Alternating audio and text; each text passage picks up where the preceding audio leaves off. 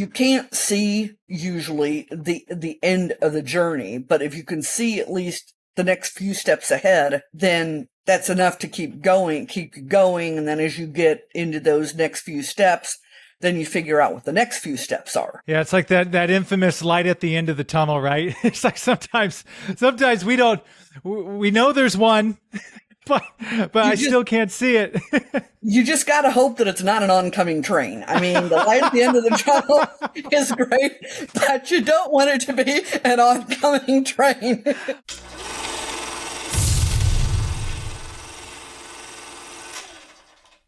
Sandy Eulitt, welcome to Produce Your Passion. Thank you, Sam. It's great to be here. You know what? You had posted something online. It was all the way back in December we had met, wasn't it? It was. It was at the Tech Coast Venture Network holiday party, which was held here in Irvine someplace. But yes, that's when we met and we first discussed me being on your podcast.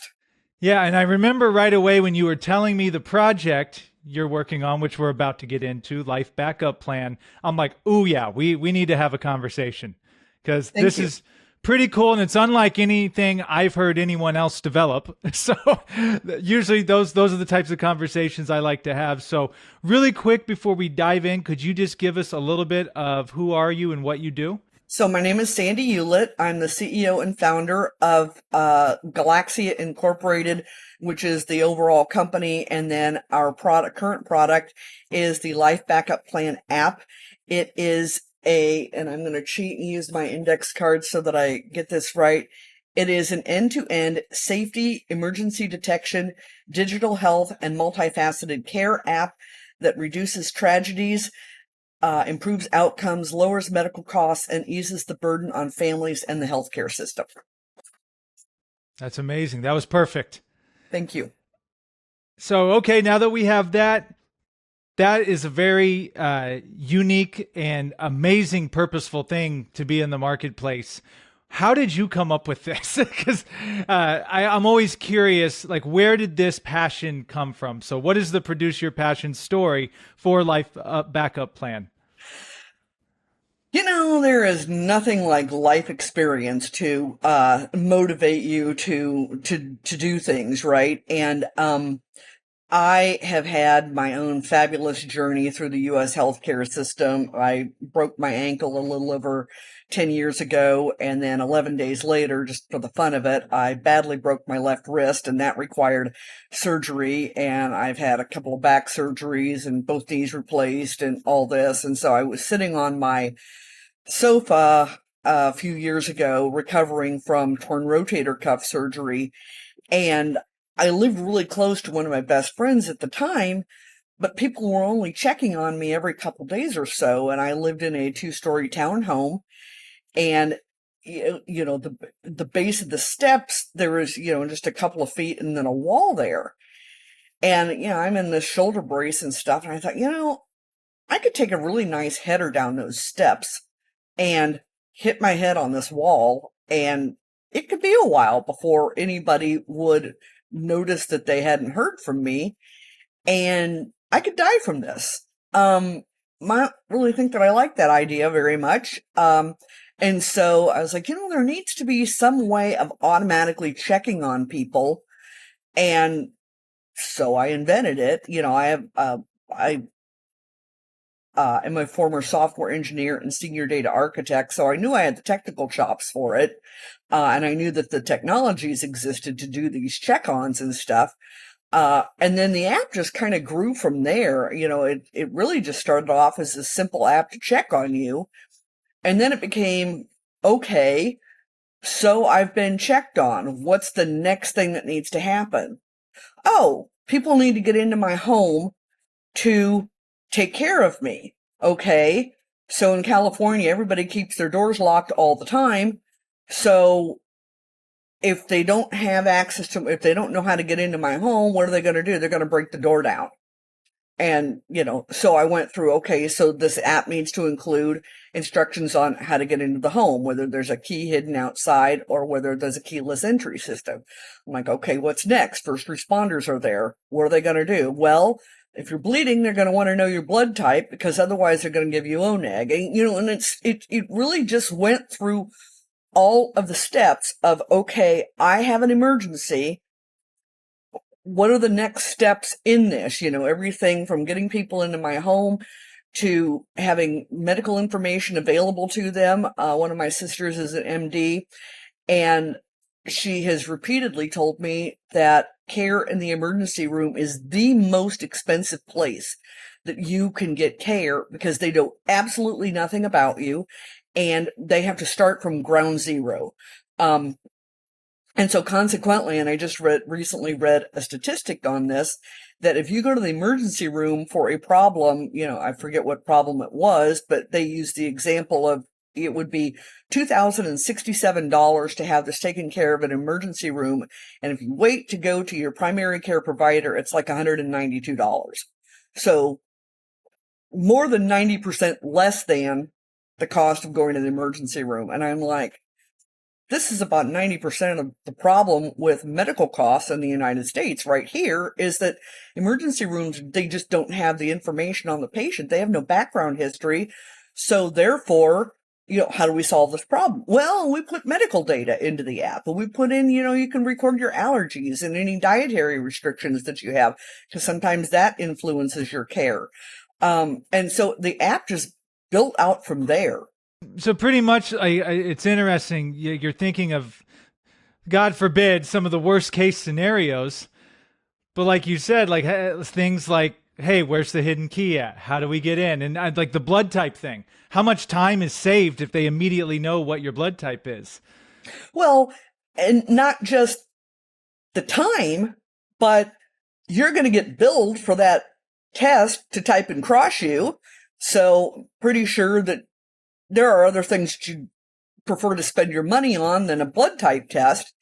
And at, usually in like the December, January, February time of the year, at least here in Southern California, there is always a call going out for blood donors because so many people are sick at that time of the year that they are precluded from donating blood. So blood supply shortage is low and they need more people to donate, but because so many people have a cold or the flu, those people can't donate. And so, if you know your blood type, because ONAG is the universal blood type.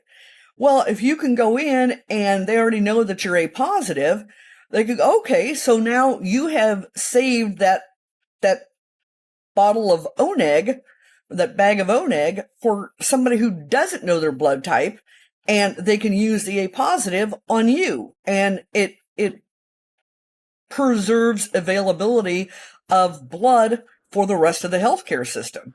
No, that makes a lot of sense. And then a question, and maybe we can go more in depth of exactly how Life Backup Plan works. One question, I know you and I have talked off camera about this. A lot of people might be thinking like Life Alert or something like that when they hear that. What's the main difference that separates what you're doing with Life Backup Plan from like what's out there with the Life Alerts and things like that?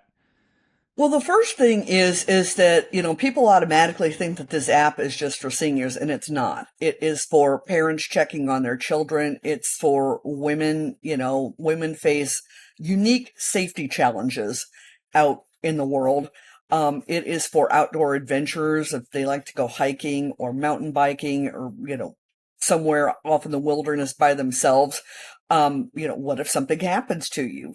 How do we get a hold of you? How do we know where you are, getting help to you? But beyond that, we have a page on our website. If you go to www.lifebackupplan.com and click on compare, you will see a comparison chart there of our app versus what are called these personal emergency response systems, which are Life Alert, Medical Guardian, Mobile Help, etc. And we have far more features than those do. And beyond the features is that 90% of seniors do not have those Life Alerts, those personal emergency response systems. And the overwhelming majority of the reason why so many seniors don't have those is cost. Those systems can run easily $60 a month. And I know this because I am the one who researched the one for my mom 6.5 years ago. And, if you're living on Social Security, $60 a month is a lot of money. And it's just patently unaffordable. Our app is $4.99 a month. And then with no, thank you for that. And then with Life Alert 2, you have to actually hit the button, right? Whereas with what you're doing, people are checking proactively for you, right? Because could you maybe take us through like a scenario of how you would use it and how to set it up? Certainly. And with the personal emergency response systems, they really only work in two scenarios, which is that either you fall because they have an accelerometer in them, or you have to press that button. And I know of somebody, I'm not going to disclose her health information, but I know of somebody who was too weak to think of even pressing that button. I'm sure you've experienced brain fog. I think we've all experienced brain fog. And she just didn't think of pressing that button. And she was in assisted living at the time, and the nurses came in and found her slumped over in her recliner with a pulse ox in the 50s, which is really bad. And so they called the ambulance and took her to the hospital, and she had a very nice, 10 or so day trip to the hospital. If she had been found sooner, which the life backup plan would have done, because check-ons, she would have just received these check-ons. And when you receive one, you can either press the green button that says, I'm okay, the red button that says, I need help, or if you don't respond at all, it automatically assumes that you need help, and it starts reaching out to the emergency contacts that you have already set up and say, hey, we haven't heard from Susie. That's not this person's name. I'm just using that as a generic example, but we haven't heard from Susie. Do you know where Susie is?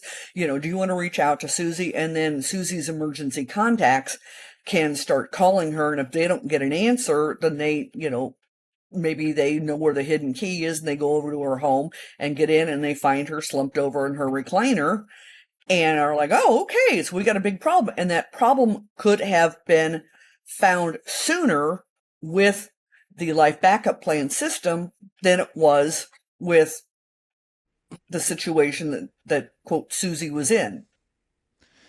No, that makes a lot of sense. And so it sounds like it could be used a variety of ways. I mean, if someone lives by themselves and they know they're going to be carrying things up and down some stairs, they can program it, right, to be like, hey, I need to check on because I'm about to go do this task. Or maybe they just want to have check-ins every day in general.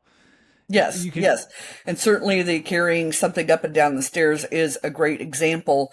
Or, slipping in the shower or slipping, and people our ages, we don't tend to have those personal emergency response systems, but yet slipping in the shower still happens at people our age. So, they could slip in the shower, hit their head, and lay there for a few days. If they live alone or are at home alone, for a weekend while their family is gone or something.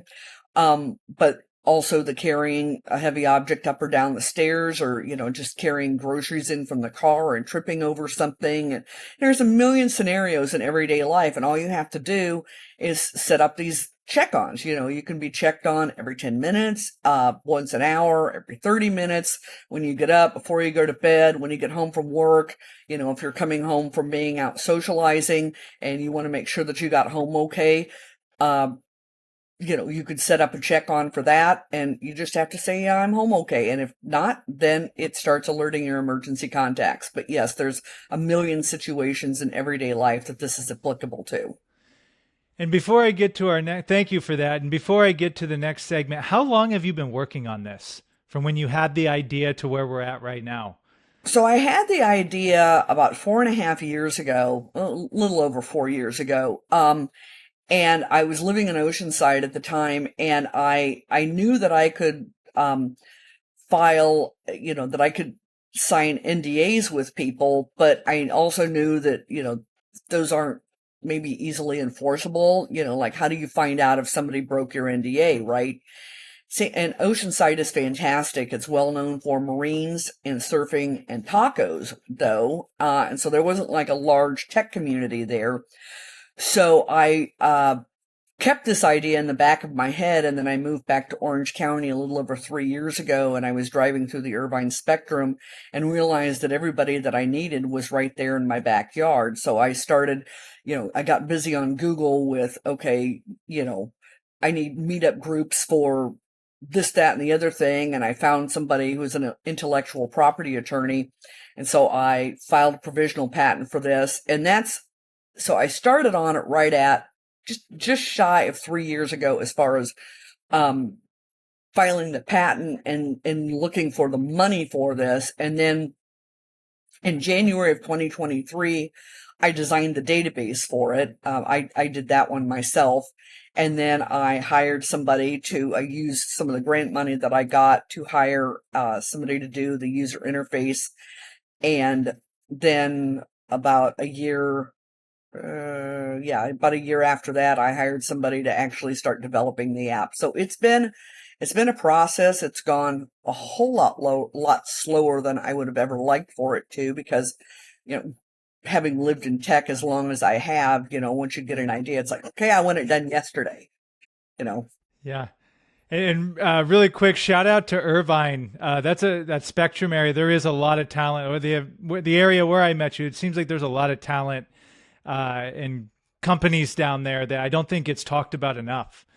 I don't think that it is either. And I've mentioned it to a lot of people, and I said, outside of Silicon Valley, I think this area has it has the second largest tech ecosystem, perhaps at least in the United States and perhaps in the world. I mean, we just have everything and everyone that you could possibly need to succeed in technology right here in your backyard. And I've said many times, I could not do what I have done other than living in Silicon Valley. I could not do what I have done if I lived anywhere else. And even just living a mile, an hour down the road in Oceanside or San Diego, couldn't do this there, what I've done here. Yeah, that's a good point. I'm glad you said that, because as much as the internet and technology, we can connect and work with people from all over the world, you still can't replace that proximity to being, it's like for Hollywood and entertainment, like Hollywood is Hollywood type of thing. Same with tech, with what you're describing. So I'm really glad you brought that up. And, and I, there's a million things that I think of, and then there's another 500,000 or a million things that I don't think of. And so I avail myself of meetings and dinners and networking events and all that stuff. And I just go. And a lot of times I sit there and I go, well, I don't really think that I need to go to this, but I know that I will get ideas if I go. So I go, and invariably I get a whole list of ideals, and I meet people that I would have never met otherwise. I'm like, oh, wow. Okay. So like I could form this synergistic relationship with this person. I went to a dinner last night. And was just thinking, okay, this will just be a nice wine dinner and everything. Ended up meeting somebody who does 409A valuations and, valuations for your company and stuff. And I'm like, wow, okay, I never would have thought that I would have met this person here, and this is something that I need. And so that the proximity to it is hugely beneficial. Exactly. And that's how you and I met, going to That is definitely how you and I met. Yeah. So, Sandy, as we know, entrepreneurship and producing your passion, it's fun, but it ain't easy. There are a lot of obstacles that come with it. So could you take us through 1, 2, 20 obstacles that you've encountered on this journey with Life Backup Plan? And then my follow-up is, how did you overcome those? Oh, let's see. Obstacles. Let's see. Taxes. Getting my woman-owned small business certification. I changed my company from a California S corporation to a Delaware C corporation, which meant that I had to get a new bank account and a new EIN number, which meant I had to deal with the IRS. Enough said there. And then when I got all of that, I had to change my registration in what's called SAM, which is the System for Awards Management, which is the federal government. And because I have the women-owned small business certification, it's tied to the SAM registration.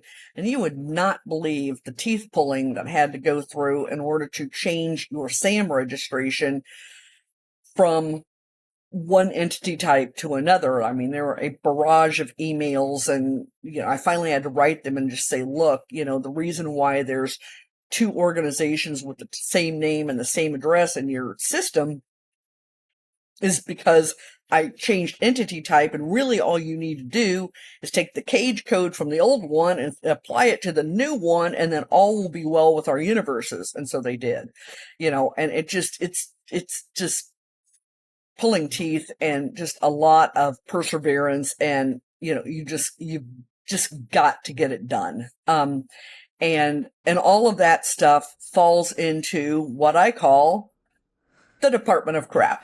It's all of the things that you as an entrepreneur, you don't want to deal with. And right now it's compliance. For me, it's compliance, because we need to get HIPAA compliant and SOC 2 compliant, and then get this 409A valuation so I can issue stock options and not have problems with the IRS. And it's taxes, and it's getting certifications, and it is, dealing with the federal government, and it's just all this paperwork stuff that no entrepreneur likes to do, but it's got to be done. It's part of the, and I'm jealous of my team members, because they get to concentrate on the things that they enjoy and that they like to do. And I am the one who has to wear the 15 hats, and I have to deal with all of those things, plus all the things that nobody else wants to deal with. So I really think that every entrepreneur should, if it's possible, that you hire somebody to be in charge of that department of crap, and then you just give all the things that you don't want to do to them. But until you have the money to do that, you're stuck with it. This is my first time clapping on the Produce Your Passion podcast, because that was so brilliant. What you just said was, you get envious of the people that are just getting to work on one thing, because that's their full concentration. Whereas you, as the CEO, as the founder, you're responsible for everything else that happens. And that, I don't think too many, unless you are a founder or CEO, it's hard to understand that. It's, Department of Crap is the perfect name. I can't wait till somebody on LinkedIn updates, I just got hired as Department of Crap for Life Backup Plan. That's when I'll know business is going really good. Oh, you get in this because I have a strong tech background, and, a background in science and stuff. And, I'm a problem solver. And you get into this because you find a problem and you want to fix the problem. What they don't tell you is that along the way of fixing the problem, you have to deal with all of this other stuff that you just flat out don't want to deal with. So you get into it driven by your passion to solve a problem. But then you just get stuck with so much stuff that is wholly unrelated to your passion. But, it's like a diamond, there's 56 facets in a well-cut diamond, and you have to deal, all of those have to be just right in order to make the thing sparkle correctly. And it, with the small business, it's the same thing. All of those other little facets got to be operating correctly for this thing to go. And if you leave off the taxes, guess what? You're going to have problems with the IRS or the Franchise Tax Board, and nobody wants that. You got to have your compliance, and you don't want to have problems with the SEC. You don't want to end up in jail. So it's like, okay, it's all got to be done to make this thing go, but it doesn't mean you like every aspect of your job. Yeah. And yours is a unique case too, because you're not just, and I'm not putting down any of these other things, but like an art project, for example, yes, that has obstacles and things, but the intricacies of what you're doing is because you are doing something in the medical field. You're right. That brings a whole other ball of wax into the equation, and setting your company up to have stock options and to have members of a board and things like that. How do you get through it? Like, do you have any tips or tricks on like how you stay focused? Tequila, tequila. Joking, joking. Um, it's you just got to keep your eye on the prize, and I am more grateful than anybody will ever know that ChatGPT was introduced about 3 months after I started working on this in earnest in the fall of 2022. And ChatGPT has become my absolute best friend. I mean, I will ask it queries at 3 o'clock in the morning and it comes up with this whole list of, okay, here's what you need to get your SOC 2 compliance and, do these forms, and you're going to hire an outside auditor to audit it, but you can do a lot of this paperwork yourself to keep the costs down. And I've asked ChatGPT everything. And I don't know how I ever got along without it. And it is significantly reduce the expenses involved in this, and significantly reduce the frustrations, because it's available any hour of any day, and I'm not going to say that it's perfect, but it will give you enough ideas that you can go, okay, so, like I got a basis for what needs to go on here. Now I need to maybe go find an expert to kind of bounce this stuff off of and make sure that we're on the right track, and then go from there. I'm glad you brought that up, because I was going to ask you what role AI has played in Life Backup Plan. And probably, I'm guessing here in the near future, AI is going to be incorporated more and more maybe into what you do. Absolutely. When I filed this provisional patent application, and that was before ChatGPT came out, one of the ideas that I had was to do what we call a life log, which is a log that you can, right now it's a manual entry thing, and it goes, but eventually will integrate with Fitbits and smartwatches, etc. But right now you enter, food, drink, activity, mood, environmental factors, medications, activity during the day.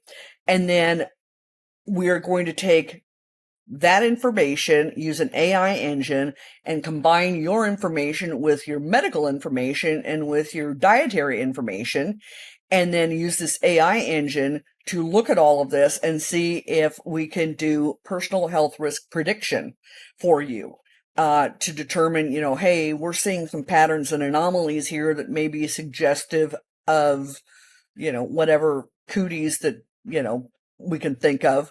And you may want to go discuss this with your primary care provider, things where they just, the person didn't see the patterns and stuff. And I've known of cases where people have like started taking a supplement and then started having major muscle aches and pains and stuff. And it took them many trips to the doctor and many tests and a lot of money and months.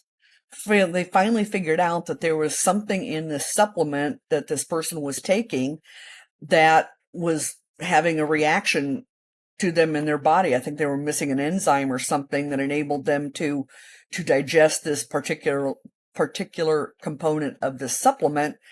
But if you're logging that kind of stuff and you can see that, you start having these symptoms immediately thereafter, you have better data, and you can save yourselves a lot of money and headache and time. And so yes, we have AI coming up. We also have AI coming up in a digital triage feature, which would be, people thinking about going to the emergency room, and they could use it to put in their symptoms, and then the AI engine could use that in conjunction with their existing medical data and kind of make a we think you're okay, or we think that you're not okay thing. Because again, the emergency rooms are overflowing. We have a declining healthcare workforce, and yet an increasing demand on our healthcare system. And it's just flat out a lot more expensive. So the digital triage enables people to get an idea of, okay, so do I really need to go to the emergency room, or could this wait until I can get to my primary care provider, you know, tomorrow morning or Monday or whatever the case may be. It's passionate, it's purposeful, and then I'm also gonna. I think it's a really one that I've thought of where it's problem solving. Like you're solving a major problem in the medical system. So I think that's really cool what you're doing. Thank you. Thank you. This did not start off as a solution to the medical system. It really just started off as something that I wanted to be checked on post-op, and then just as I needed that information to share with the medical system, in the case of an emergency, I realized, hey, if you've got this medical information there, then why can't you combine this? And I will admit here straight up that I started watching ER when it came out like 30 years ago, and I've probably watched every episode at least 5 times. I'm a complete ER junkie. And so I see these things in that TV show, which has now been off the air for 16 years. But I see things in that TV show that I'm like, oh my God, we should put that into the app. Like, what if that scenario happens? People would come into the emergency room and they ate a hamburger, but they are usually on a strict vegetarian diet, and all of a sudden they're sick. And they eventually figured out that this kid had, some metabolic disorder that made him unable to digest a hamburger. I was like, well, then we should put all this, so that you can track your life activities and what you ate and what you drank and where you went and all that, because that could be relevant information to a healthcare worker in figuring out what's wrong with somebody. And it can reduce the amount of time that it takes to diagnose you, and therefore reduce the expense of it if they've got better information to them. And then also, having my sister, again, doctor, talking in my ear about problems that she faces as a clinician and that the healthcare system faces that I don't know anything about because I'm not a clinician. I'm like, wow, okay, so we should do this too, and we should do this too. And so it's gone from this to, this giant thing. It's interesting how it just takes that little snowball of just starting and then what it can become. So that leads me to our next segment of, for those people out there that are listening or watching to this, and maybe they have an idea for a medical app of some kind, and they just don't know where to begin. They're overwhelmed. They don't know how to start. What would you say to those people out there that have an idea for something, and even if it's outside of the medical realm, they have a passion inside, but they're not taking action? What would you tell them? I would tell them, first of all, fear will withhold you from a lot of things. And so, don't be afraid to go out there and put yourself out there and do things. And if, now that doesn't mean to just go off, willy-nilly and not put any research into it. But if you're feeling overwhelmed, figure out how you do your best thinking. And for me, I do my best thinking behind a steering wheel. And I will just get in my car and drive, and I'll just sit there and talk to my steering wheel and go, okay, so I got this problem. Now, this is what I want to do. And what are all the little steps that I need to go through to get from here to there? And sometimes I will make voice recordings on my phone while I'm driving, because I figured this all out, and I'm like, okay, well, I can't write while I'm driving. So I voice record it, and then I go home and then I have it transcribed using a transcription service. And so I have all my notes of what it is that I figured out while I'm driving. Or whiteboards I'm a big fan of whiteboards. I've said many times that I could solve world peace if I had enough whiteboard space. And you have to figure out what set of circumstances is best for you to really think through a problem and figure out all the steps that you need to go through in order to get unstuck from where you are and to at least um, the next step in the process, and then do that. And, you can't see usually the end of the journey, but if you can see at least the next few steps ahead, then that's enough to keep going. And then as you get into those next few steps, then you figure out what the next few steps are. Love it. It's perfect. Yeah, it's like that infamous light at the end of the tunnel, right? It's like sometimes we know there's one, but I still can't see it. You just got to hope that it's not an oncoming train. I mean, the light at the end of the tunnel is great, but you don't want it to be an oncoming train. I'm laughing out of like the reality of that as well. That's hilarious. I've never thought of it like that. Good, I finally see the light. No! And I'm reminded of those cartoons that we grew up on, with Wile E. Coyote and the train tunnel and all that. Oh, that's a good one. Well, you already kind of gave some insight to the follow-up I had was for those people that are, someone on this podcast called it the muddle. Like getting stuck in the mud in the middle. Like the middle phase is always the hardest because the beginning, you're amped up, it's brand new. It's like, yeah, we're going to do this. And then the end, maybe you get acquired, maybe you sell it or you complete. But that middle phase, what we're talking about, like taking those steps, for those people that have been going at it a while, like what extra advice could you give to them that are just frustrated and like, I don't know if I can do this anymore. And they're needing inspiration. Try to take a step back from it and look at the bigger picture of it, and listen to your gut reaction and ask yourself, do you still believe in this? Is this still what you think is going to make a difference? And are you still in this for the long haul? And and a lot of times when you're in that muddling through the middle process, that can also be a time to reach out to people you trust and talk this through with them, or get involved with your local community, whether it's, the tech community like I have here, or getting involved with your healthcare community, or, a lot of people know that I enjoy astronomy a lot. And sometimes I'll just like pick up and I'll go out stargazing and just stare at the stars and go, okay, so I'm here and where do I want to go? And, what's the solution to this problem? And it gives you a different perspective on things, I guess is what I'm trying to say is, get away from the everyday of it and find some way to either get more information into you from your network, or from stepping back from it and just getting a different perspective on it some way.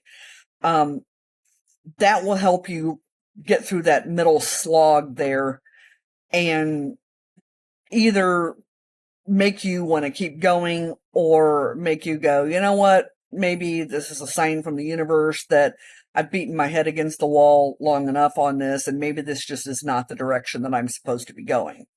And I've had that happen too. I mean, particularly, not with this at all, but like with job searches and stuff, just, search and, kept coming up empty, and finally just took a step back from it and was like, maybe this is the universe's way of telling me that I'm just not supposed to go in this direction. And then I switch gears and then everything just starts falling into place.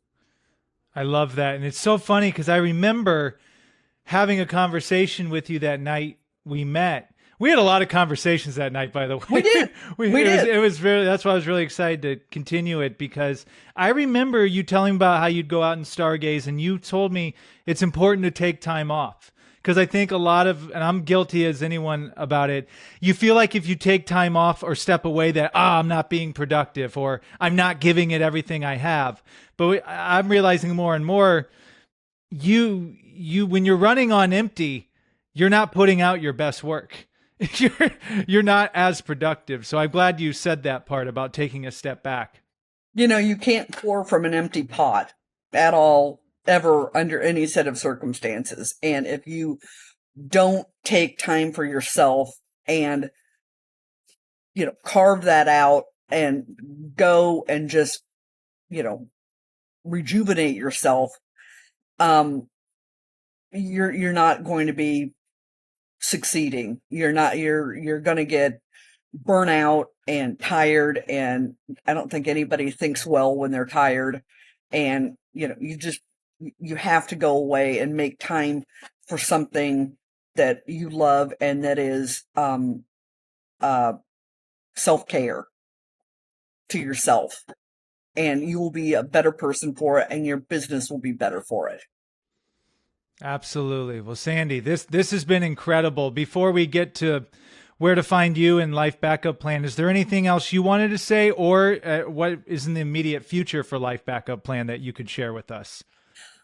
Let's see. The app is live on the Apple Store and the Google Play Store. If you go to my website, there's you can click on Get App, and there's links there for you that will take you directly to either store to download it, or you can just go to the store and type in either store and type in Life Backup Plan, and it will come up. And I guess the only thing that I would say is believe in yourself. Just believe in yourself. Listen to that gut reaction, and um, have faith in yourself that you can do this. And if you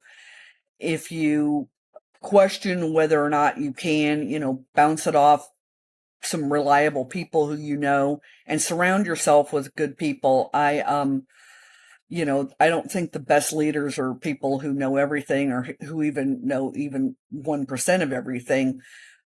They're the people who can say, you know what, this is not my area of expertise, but I'm going to go out and I'm going to find the person who is good at this, and I'm going to listen to their advice. And you have to be willing to listen to the advice of people who are knowledgeable in their field of expertise. I don't know anything about medicine. I never even took a biology course. But I know that this is that this is impactful to the healthcare system. So I brought a doctor onto my team, and she has come up with ideas that I would have never crossed my mind. And you have to be willing to do that. Nobody can know everything, and you just have to be willing to bring people in who fill in the parts of you who complement you, who fill in the parts of you that you're not good at. For me right now, that would be like somebody who's good at pitch decks. Because all this technical background here, I don't have an artistic bone in my body. I'm really glad you said that, because that right there is an underestimated, underrated skill. Like when people see CEO, oh, that CEO makes so much money over here, over there. How much they get paid is another conversation, but I don't think people understand that skill set of what you just described, of being like Warren Buffett, for example. He always says, like, he's of course very intelligent, but he said my biggest strength really was finding the best people who were really good at what they do and letting them do it. And that's hard to do. And Steve Jobs has said, what did he say? If you're the smartest person in the room, you're in the wrong room. Yeah. Yeah. Well said. And Sandy, one more time, the website. So it's lifebackupplan.com. Yes. www.lifebackupplan.com. There are 2 P's in that, backup and then plan.com. And there's a comparison chart on there. There's a number of use cases on there. There's all of our current features, our future features, investor relations, if anybody is interested in investing, and the page to the Get app. There's a privacy policy and about, and something that I'm missing that's really important, but it's on there, and the homepage, obviously, but it's on there. And there's a lot, and I hope that people enjoy looking at it. And also, if you have any suggestions on how to improve it, or any improvements to the app or anything, I am all ears. You can find me at founder@lifebackupplan.com. Awesome. It is a beautiful website. There's a lot of great information on there. And Sandy, thank you so much for doing this. I really enjoyed this. You have now forever ingrained in me the light at the end of the tunnel perspective. And don't forget the Department of Crap. Oh, of course, Department of Crap. You're 2 for 2. Like that's. Well, as I've long said, laughter is the grease in the wheels of life, and if you don't have a good sense of humor, you're not going to have a very happy life, and you just have to find your way to laugh at whatever you're going through. Especially being a founder and a CEO, there's just things that you're just like, wow, okay. How am I going to get through this one? And you just got to laugh your way through it. So have fun with it. And I really appreciate being on here. This was great. It was fantastic to see you again. And I hope that I don't have to wait until, December to see you again at the next TCVN holiday party or. Absolutely. Hopefully we can see each other again soon. Yeah, you know what? I don't know when, but I am open. I would move to the Irvine area. That area is a really nice, clean, upcoming,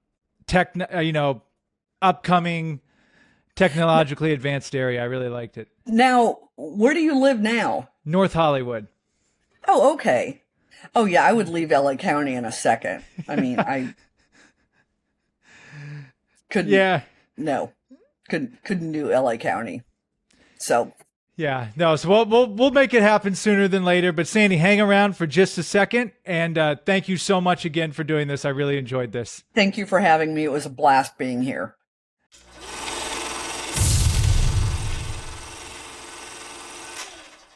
Thank you for tuning in. To learn more, go to produceyourpassion.com.